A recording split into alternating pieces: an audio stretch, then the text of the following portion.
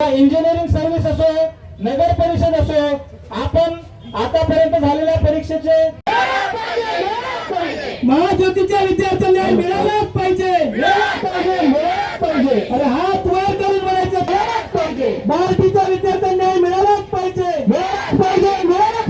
कार्टीच्या विद्यार्थ्यांना असं कसं घेत नाही, शिक्षण मंत्र्यांनी राजीनामा दिलाच पाहिजे, शिक्षण मंत्र्यांनी राजीनामा दिलाच पाहिजे, पोलीस भरतीमध्ये 5 वर्ष वयोमर्यादा वाढ मिळालीच पाहिजे, नवमता जिंदाबाद, मागच्या हाताने पोलिओ मारल्यासारखे करू नका, हात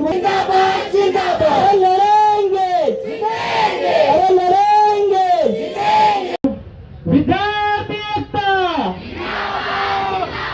परीक्षेची एकच पद्धत, ऑफलाईन परीक्षा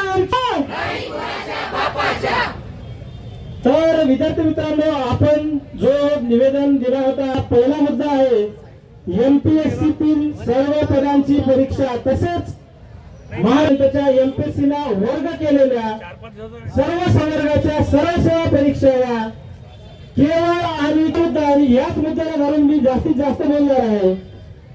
दिनांक 25/6/2026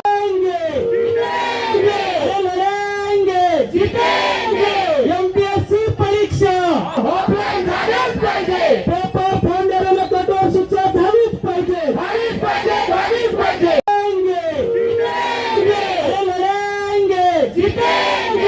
एमपीएससी परीक्षा ऑफलाईन झालीच पाहिजे, पेपर फोन देण्याला कठोर शिक्षा झालीच पाहिजे. आणि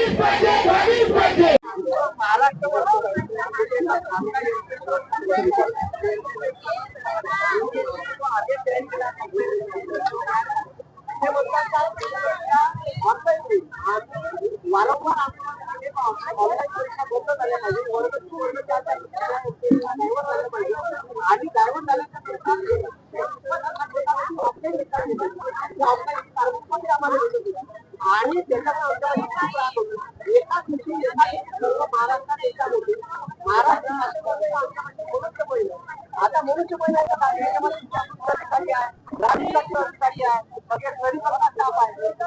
परीक्षा एकाच होऊ शकते एवढी हरेसमेंट छात्रापाशी आहे. त्याचं खोटं बोलत आहे यांनी केलेला आहे. ऍग्रीमेंट कसं कोणाचं, कारण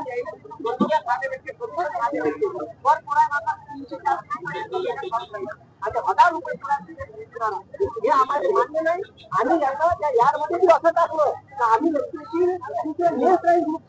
त्याच्यात जे 5-6 वेगवेगळ्या पोस्ट आहेत, तर वेगवेगळ्या पोस्टसाठी वेगवेगळी फी घेऊ. म्हणजे तुम्ही कमिशन खोलीचा धंदा लावला का एमपीएससी मध्ये? हा, विद्यार्थ्याच्या घरी पैशाचं झाड आहे का? आलं होतं का पैसे खाते? आम्हाला ऑफलाईन परीक्षा पाहिजे, आम्हाला कंबाईनची एकत्र फीस पाहिजे.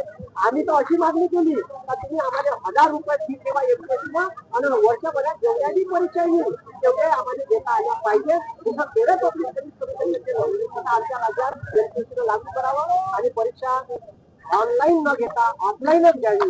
आणि एमपीएससीच्या वर्ग ज्या सर्व परीक्षा डायव्हर्ट झाल्या त्याचा सिलेबस आणि पेपर